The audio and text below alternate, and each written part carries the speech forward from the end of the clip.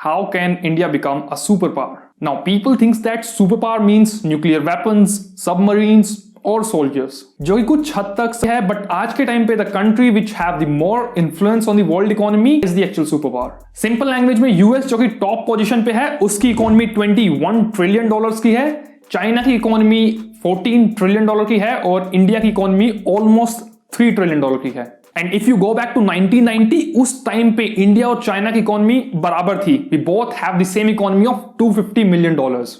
And उसी time से China ने अपनी इकोनॉमी के अंदर बहुत सारे चेंजमेंट किए एंड उसी की वजह से चाइना की इकोनॉमी में सडनली लास्ट 30 इयर्स में इतना बूम देखने को मिला। If you ignore countries like Japan, USA and Germany, इन सभी कंट्रीज की इकोनॉमी लगभग 1 या 2% से ग्रो करती है। But countries like China and India, both of our economy grows at an average of around 6 to 7%. Now, world की population में इंडिया 17% कंट्रीब्यूट करता है, जबकि अगर वर्ल्ड की इकोनॉमी की बात करें तो हमारी इकोनॉमी सिर्फ 3.3% कंट्रीब्यूट करती है, विच मीन्स दैट हमें अपनी इकोनॉमी को लगभग 6 to 7 टाइम और ज्यादा इंप्रूव करना पड़ेगा if we really want to see ourself as a super power. तो इस वीडियो के थ्रू मैं आप लोगों के सामने 4 ऐसे रीजन हाईलाइट करूंगा जिसकी वजह से India can become a super power. Reason number 1, creating the army of entrepreneurs. 2 week पहले मैंने एक डॉक्यूमेंट्री देखी थी जिसका नाम था the man who build America, and that was really inspiring for me because उस डॉक्यूमेंट्री के अंदर दिखाया गया था कि कैसे 2-3 सेलेक्टेड लोगों ने पूरे अमेरिका को बिल्ड किया, जैसे कि JP Morgan, Henry Ford and all this kind of people.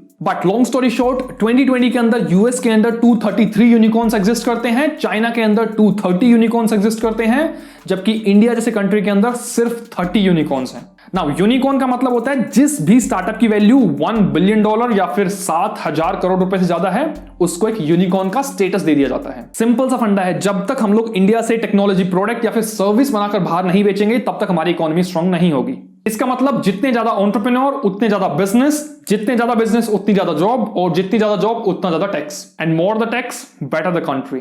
Just for an example, Japan में एंटरप्रेन्योरशिप को प्रमोट करने के लिए वहां की गवर्नमेंट की सपोर्ट की हेल्प से वहां पर बहुत सारे प्राइवेट लेंडर्स अवेलेबल हो गए, जैसे सॉफ्ट बैंक, जो कि शायद आज पूरे वर्ल्ड के डिफरेंट स्टार्टअप्स के अंदर अपनी फंडिंग डाल रहे हैं। विच मीन्स दैट हमारी गवर्नमेंट को बहुत सारा मनी अलोकेट करना पड़ेगा हमारे बिजनेसेस के लिए और हमारे एंटरप्रेन्योर्स के लिए। दूसरा रीजन आ जाता है ट्रेड का।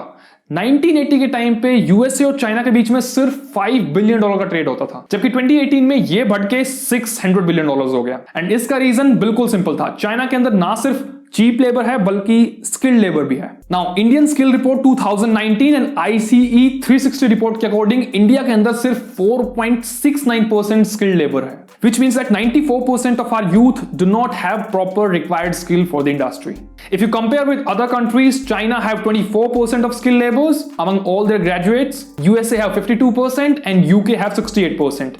Now, USA and UK का समझ में आता है कि वो developed country हैं, but China still have 24% skilled labor among their all graduates. Now, lack of skill के पीछे बहुत सारे फैक्टर होते हैं, आपकी स्कूलिंग, आपका एजुकेशन सिस्टम, आपकी सोसाइटी एंड आपकी गवर्नमेंट। नाउ, एजुकेशन सिस्टम को चेंज करने में पूरा एक डेकेड निकल जाता है, बट स्टिल रिसेंटली गवर्नमेंट ने जो एजुकेशन पॉलिसी के अंदर थोड़े बहुत चेंजमेंट किए हैं, I feel that those changes are going to build a strong foundation down the line. Now, अगर मैं पूरी वीडियो को समअप करूं तो इंडियन गवर्नमेंट को उसके एंटरप्रेन्योर्स को स्ट्रॉन्ग बनाना पड़ेगा, which means आपको देश के अंदर नए नए इंक्यूबेटर्स, नए नए एक्सेलरेटर्स, वेंचर कैपिटलिस्ट और कुछ प्राइवेट इक्विटी फर्म एस्टैब्लिश करनी पड़ेंगी, जो कि नए नए एंटरप्रेन्योर्स, नए नए टैलेंट और स्किल वर्कर्स की हेल्प करें। एंड हाँ, कुछ लीगल कंप्लायंसेस भी डिले करने पड़ेंगे, because still today it takes around 10 to 15 days to start a company, while in China it just takes 4 to 5 days to register a company. And हाँ, अगर आपको ये वीडियो informative लगा and you really like the content of this video, then please share this video with your friends and don't forget to subscribe to Redefine.